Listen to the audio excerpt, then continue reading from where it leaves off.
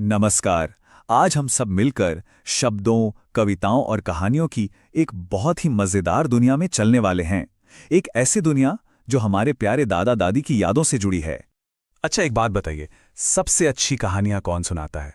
क्या वो दादा दादी हैं, माता पिता हैं, या फिर कोई दोस्त? आज के हमारे इस सफर में हम दादा दादी के बारे में एक बहुत ही प्यारी सी कविता सुनेंगे, और हाँ, साथ में कुछ मजेदार भाषा के खेल भी खेलेंगे। तो फिर तैयार हैं? चलिए शुरुआत करते हैं एक दिल को छू लेने वाली कविता से।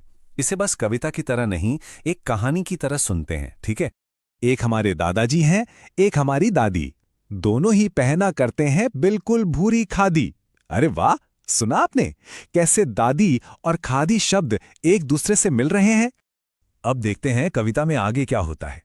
लगता है दादी माँ गाना गा रही हैं और उनकी आवाज से ना चारों तरफ बस खुशियां ही खुशियां बिखर जाती हैं। दादी गाना गाया करती, दादाजी मुस्काते।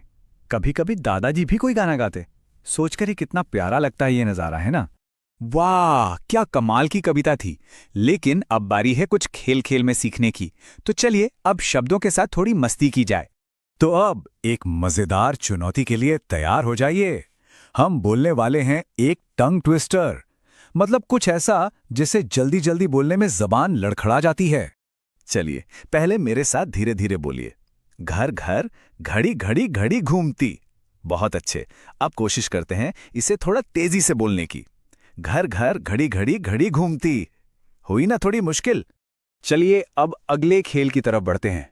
ये खेल है ध्यान से सुनने और पहचानने का। हमें ना शब्दों में छिपी हुई आवाजों यानी ध्वनियों को पहचानना है। तो इसमें करना क्या है, हमें शब्दों को उनके टुकड़ों में तोड़कर गिनना है। जैसे शब्द है दादा, इसमें दो आवाजें हैं, दा और दा। हो गई ना दो ध्वनियां? तो अब जरा सोचिए, अपना और नमन शब्दों में कितनी ध्वनियां हैं? सोचिए सोचिए।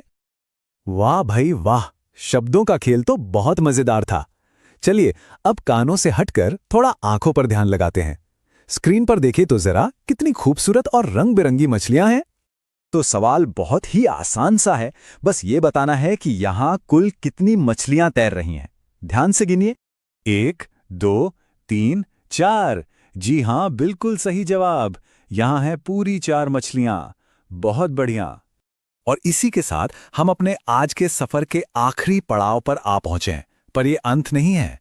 अब हम जो कुछ भी सीखा है ना, उसे अपनी असल दुनिया में लेकर जाएंगे। तो अब जो काम है वो है फिर से ध्यान से सुनने का।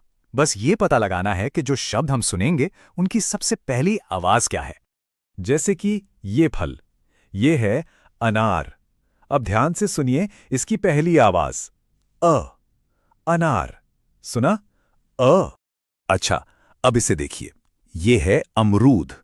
इसकी भी पहली आवाज पर गौर कीजिए। अ, है ना? अनार, अमरूद, दोनों की शुरुआत अ की आवाज से होती है। तो चलिए अब इस मजे को अपने घर तक ले चलते हैं। यहां एक छोटी सी पर बहुत ही मजेदार खोज है। सबसे पहले आज सीखी हुई दादा दादी वाली कविता अपने परिवार वालों को सुनानी है। फिर अपने परिवार में किसी से घर के बारे में कोई कविता या कहानी सुनाने को कहना है। और बस फिर उस नई कहानी का मजा लेना है। तो फिर आज कौन सी नई कहानी की खोज होने वाली है? पता है, हर कहानी एक नया दरवाजा खोलती है। तो बस खोजते रहिए।